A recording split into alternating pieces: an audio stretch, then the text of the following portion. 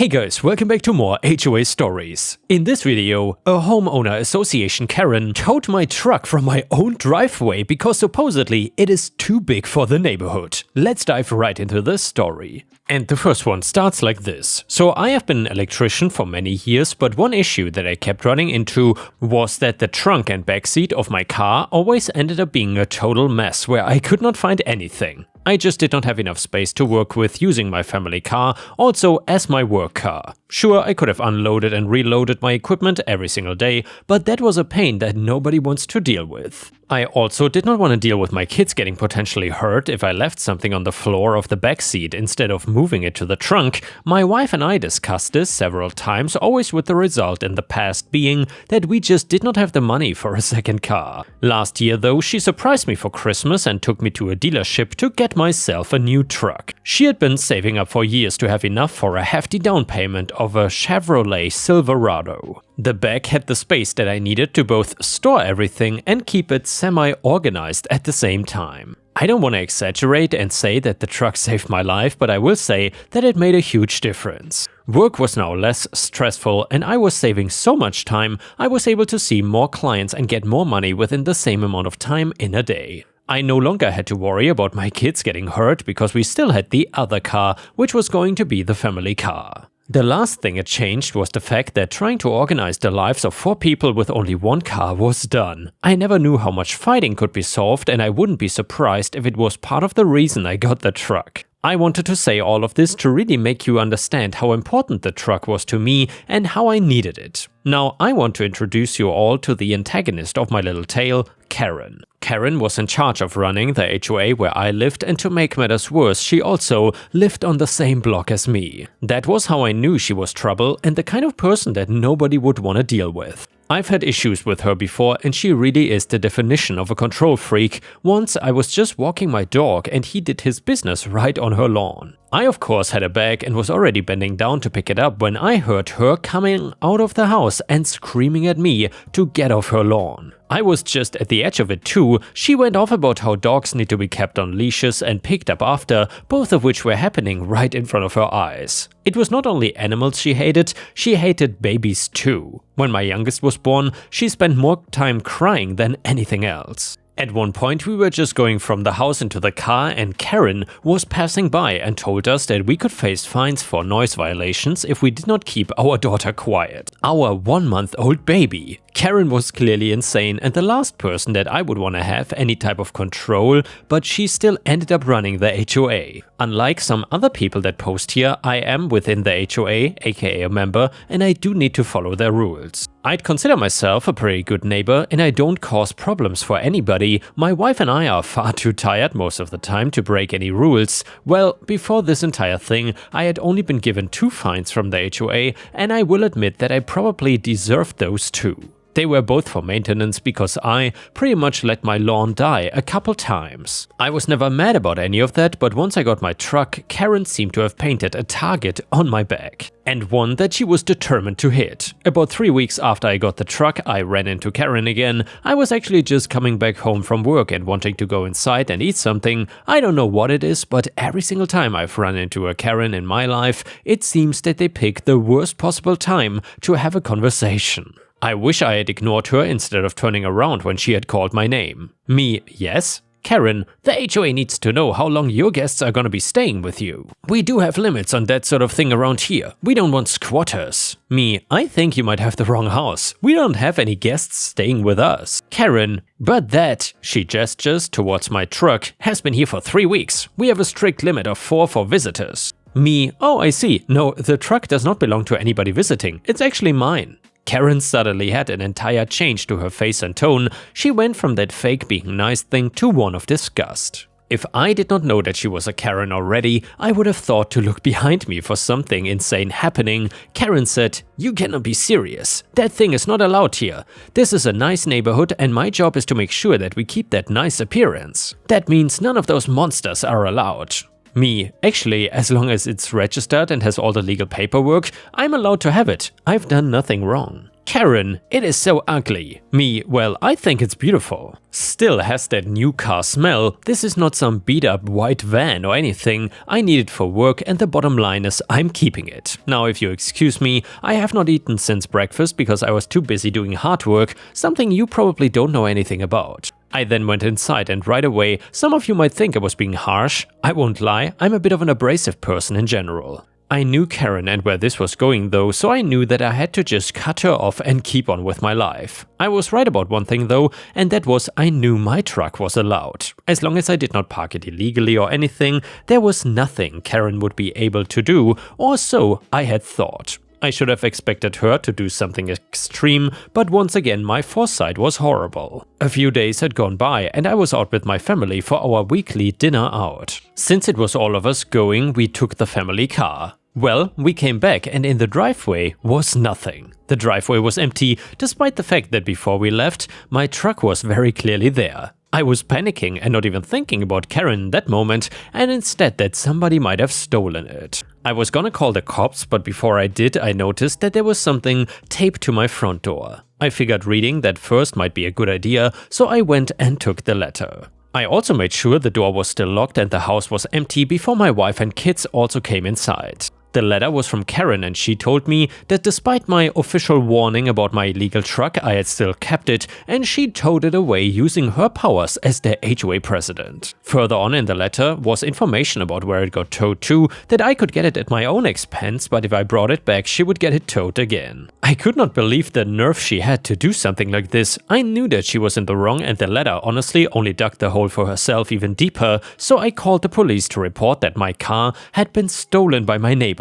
They came and I showed them the letter and explained everything to them. What they recommended was that for now I pay the fee to get my car out of the tow yard and then take her to small claims court for the money. As well as maybe putting it in the garage until everything could get sorted out. They also promised to talk to her about overstepping her boundaries, but we're not gonna actively arrest her for anything. Don't worry, because I was not gonna let her get away with this without some serious repercussions. I was of course going to take the police advice and get my truck back before suing her for the money. Also, she had, instead of towing me again since she couldn't get the truck, started giving me fines. I was collecting these fines like baseball cards, and the next time there was an HOA meeting I made sure to show up and bring everything. I was able to very publicly tell everybody that Karen had tried to take my truck away and was now fining me for things that were not even in the HOA guidelines. I showed them all the fines and even the police report that I got, and everybody was staring daggers at her, including her other HOA board members. I could hear them whispering, and what I gathered was that they were worried if she stayed on, the entire board could end up getting sued.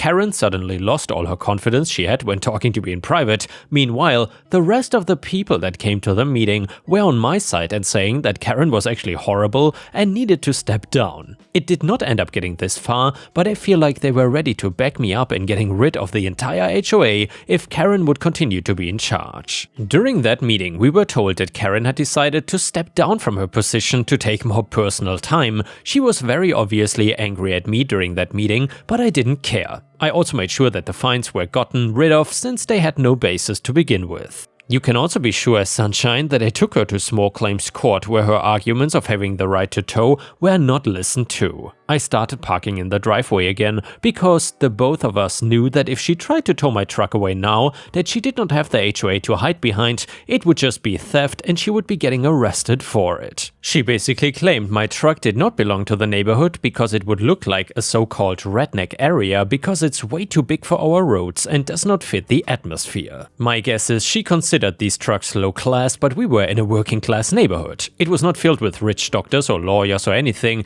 Most people worked with their hands like me. If anything, the truck was not the thing sticking out in the neighborhood, it was Karen. And the next one is titled, I saved my neighbor's life. And by the way, if you've enjoyed this story so far, please don't forget to post some star emojis in the comments for support. So my fiancé, female 29, and I, male 30, have lived in our current apartment for 8 months and have had a pretty decent experience overall. It would be perfect if it wasn't for the neighbors that moved in about 4 months ago. Just to set the stage for what we've been going through, these neighbors throw parties that start at 4 AM and end at 2 PM all the time. When they are not having their parties, they are just blaring music loud enough to make Helen Keller ask them to STFU all day long. Both my fiancé and I work from home, so this can get incredibly annoying, but nevertheless we soldier on. Which brings us to today. Today I noticed from my office that there's a persistent beeping. After about 5 minutes I go to the living room and ask my fiancé if that was our neighbor's smoke detector. She said that she thinks so I went to investigate. I go out in the hall and notice that the sound is coming from their apartment, but I don't smell any smoke and the door is cold to touch. So I figure they have it under control and go back to my apartment to continue working. Well, about 20 minutes later I notice it is still going off, and by this point my dog is freaking out, so I go back to the hallway, smell smoke, and courageously bang on the door. No answer, so I continue banging on the door, but no one is responding. So I do the only logical thing and call maintenance. I give the maintenance man, henceforth MM, the rundown on the day's events, and he says he'll be right over. Problem solved, right? Wrong, because this, dear listeners, is when the story gets fun. So the maintenance man MM arrives and goes to the neighbor's apartment and does his maintenance thing. When no one answers, he goes in and the horrid smoke detector finally stops. I'm just about to set to go back to my work when all of a sudden there's a knock on my door. I open it to find MM standing there on the phone telling another member of maintenance to get the police and ambulance on their way over because he thinks the kid next door is dead. MM then looks at me and says, "I need you to come in here with me in case he is faking and attacks." Now, I've been in some fights in my youth, but I'm in no means someone who is prepared to duke it out with anyone holding any kind of weapon, not to mention the fact that MM has a good 2 feet and 120 pounds on me, so if he goes down, I am all but screwed. Naturally, I do the responsible thing and agree to go with MM. Well, we enter an apartment filled with smoke and I see a burnt pot on a stove covered in the foam from a fire extinguisher. Apparently a fire had started and MM put it out and opened all the windows to try to get rid of the smoke. And sure enough, he passed out on the floor, is one of my effing neighbors. Henceforth Firestarter, a kid I'm assuming is around 23. MM proceeds to shake and nudge Firestarter in an attempt to get a response, but this kid ain't moving, folks. We are in there for at least 5 minutes trying to get this kid up, so eventually MM tells whoever he's on the phone with to get the ambulance and police over here now. Well, apparently police was the magic word because Firestarter wakes up, goes aggro on MM takes it like a champ and proceeds to tell Firestarter that he is a dumbass and almost burning down a building is not okay. Firestarter just kept yelling for MM to get the F out. I had beyond backed out into the hall at this point. MM keeps his cool and just keeps saying, "Man, we just saved your life. Show some damn respect." Firestarter then asks for MM's name so he can report him, which MM gave, and then asked for my name so he can report me for trespassing. MM refused to give my name, saying, "He's the only reason you're alive right now, you useless idiot." To which Firestarter grabs a kitchen knife and starts waving it at MM. MM still keeps his cool, collects his keys, and walks off, all while Firestarter chases him down the stairs being an incoherent little idiot. In the meantime, I have predictably retreated to my own apartment only to have Firestarter standing outside my door screaming, "I know where you live, you piece of crap." Good times. Update to the story, I just got done giving my statement to the cops. Thank you to everyone who was asking for updates. And now another update, there's been a cop outside the apartment building all morning. I haven't heard anything from inside today though. Update number 3, have not updated for a while because I was waiting on confirmation, but basically Firestarter was evicted. We noticed someone moving out about a week later, but didn't see who it was, and yesterday noticed another couple moving in. Have not met them yet, but I also have not heard a peep from their apartment, even with them unloading. So they are already better than our last neighbor. Acknowledgement? Yes, we should have called the fire department first. We did not though, because this is not the first time their smoke detector has just gone off. Usually they let it beep the whole time they cook, but it has never gone off that long before. And the next one is titled, HOA says I cannot have barbecues on my own balcony. So moving into my new apartment was a dream come true. After years of scrimping and saving, I finally finally had a nice place to call my own in a great neighborhood. The spacious balcony was one of my favorite parts. I could just imagine myself out there grilling up burgers and steaks on sunny weekends. A little slice of backyard heaven, even though I was in an apartment complex. The day I moved in, the president of the Homeowners Association stopped by to welcome me. She handed me a huge stack of papers going over all their rules and regulations. I politely accepted them, but had no plans to actually join their association or follow their guidelines. My unit was rented, not owned, so I assumed the HOA stuff would not apply to me. Boy, was I wrong. The first Saturday after moving in, I decided to fire up the new grill I bought and make some burgers for lunch. The weather was perfect and I was so excited to use my balcony with a good old-fashioned cookout. Just as I cracked open a beer and laid down the first patties, there was an angry banging on my front door. I opened it to find the HOA president, who immediately started yelling at me about the smoke and smell from my grill. "You cannot have a barbecue on your balcony. Don't you know charcoal and gas grills are strictly prohibited?" she shouted. "It's in the HOA rules." I tried to explain that I was not an HOA member, but she just kept lecturing me about fire hazards and smoke damaging the building. She even threatened to fine me if I did not cease and desist the grilling immediately. I was so pissed off. This was my home, my balcony. If I wanted to grill outside, that should be my right. I reluctantly turned off the grill that day, but I started plotting my revenge. This HOA was not gonna dictate what I could and couldn't do in my own space. I met up with my buddy Jim, who lived in the neighborhood and was not part of the HOA either. We commiserated over beers about how ridiculous and overbearing the HOA board members were. That's when an idea struck me. The following Saturday, I fired up the grill again. Just like clockwork, the HOA president came knocking, and when I opened the door, I greeted her cheerfully.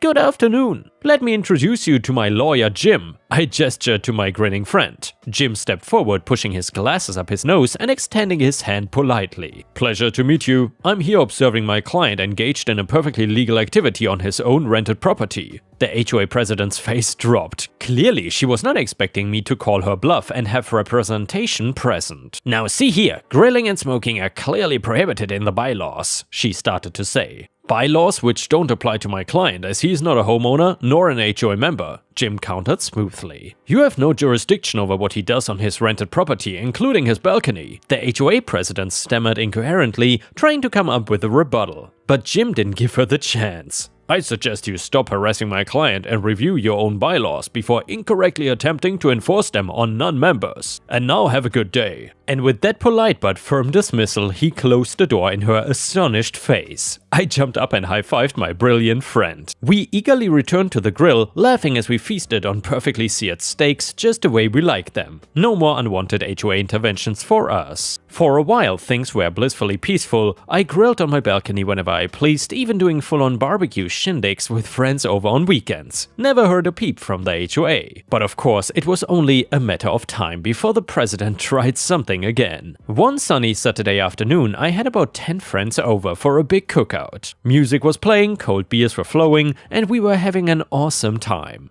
I had just taken my massive platter of ribs off the grill when I heard shouts coming from downstairs. I peeked over the balcony and saw the HOA president getting right up in my guests' faces as they were arriving. "You cannot go up there. No balconies at this building can sustain that many people. It's a liability issue." I heard her yell at a group holding cases of beer. Enough was enough. I stormed downstairs to give her a piece of my mind. "Why are you harassing my guests? Leave them alone and let us enjoy our barbecue in peace," I told her angrily. "You are violating fire code with that many people on the balcony. I'm only trying to prevent an accident from happening," she said with an innocent look. I narrowed my eyes at her. "Okay then, let's go ask the city fire marshal then, shall we? Get his take on safe balcony occupancy limits, huh?" The color drained from the HOA president's face. Clearly she had been betting I wouldn't actually call her bluff again and check with the authorities. Without another word, she scuttled away from my approaching guests. I proudly escorted my friends upstairs, where we feasted like kings on smoky barbecue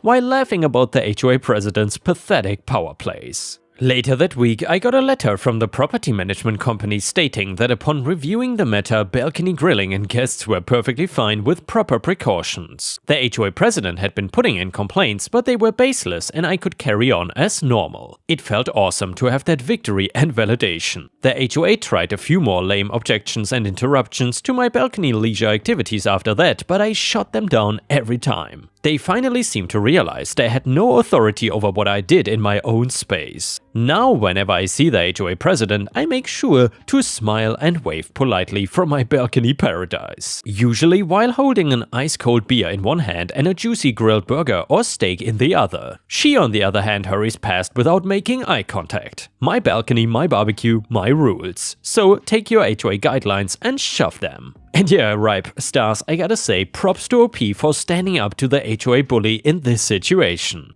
I know though that many people get intimidated when confronted in these types of situations, especially by people like this entitled Karen. It seems like a lot of these HOA busybodies just pretend to know the law and think that they are above you, but if you confront them, then usually it seems like they falter. Anyway, the next one is a story from r/am I the a-hole. I work for a local government office in a large complex with a whole lot of people. When their kids are sick or when they don't have a sitter for their kids, they take the day off from the substantial leave that we are allowed per year. My entitled coworker feels that when she doesn't have a babysitter, it's perfectly fine to just bring her 5-year-old in with her for the entire day. The kid camps out under his coworker's desk, laying on the floor, being constantly told to shh, and left to amuse herself with an iPad and toys. This coworker also does not ask our supervisor beforehand if it's alright to do this, she just brings the kid in. Also, when she has her kid there, numerous people come over to our office to chat and coddle the kid and meet the kid and baby talk the kid, and it's really disturbing when you're trying to concentrate on writing or creating graphics for a project. This morning, I heard her come in and she told her kid to say hi to me. Coworker says she didn't have a sitter today. I said, "You mean she's here all day again?" And she said yes. I asked if she asked our supervisor if it was okay. She said, "No, he'll know when he gets here." I told her that the office is not a daycare center and she should use the leave she has to stay home and watch her kid. All day she's been whispering to people about how I am an a-hole to telling her this and how I don't like kids. However, the truth is I love kids, just not in the office all damn day. So, Ripe stars, is OP the a-hole here? Let us know in the comments. A person on Reddit quickly said, "Not the a-hole." People in my office do this too, especially in the summer. They're usually not loud, but they always take up one of our few conference rooms for the day. It's annoying, rude and unprofessional. It should not be tolerated in any workplace. If you're in a position to actually say something, then good on you for doing it. Comment number 2, everyone sucks here. She is inconsiderate, but if it's been bothering you, you should have raised the issue with your boss before it ever got to this point. Edit, I'm tired of people responding who seem to think I'm saying going to the boss should have been her first course of action. Yes, obviously the first thing she should have done was go directly to her coworker and talk about it, calmly, rationally and professionally. But it should have been done months ago, after the first or second time this happened. Don't sit on it, not talk to your coworker, not talk to your manager, and then get angry and unleash on her out of frustration. Nobody wins in that scenario. Talk to her. If that doesn't work, talk to your supervisor. If that doesn't work, escalate it to human resources. Also, she is justified in not wanting the child in her office, that's why everyone sucks. Being justifiably annoyed doesn't mean that she was not an a-hole for calling her coworker out on the floor in front of other people in a rude and dramatic way. That does not help anything. Losing your temper at work is understandable, but is also not how you should handle things. Hence why she is a a-hole. Before I let you guys go, we will read one last story from r/petty revenge that is incredibly satisfying. It is titled, "Getting Back at My Ex-Wife." So, my ex and I married young, I was totally devoted to her, and to be fair, she had a lot of love to give. Well, the only problem was that she gave it to anyone, usually while I was at work. She was not happy with being a broke college student and decided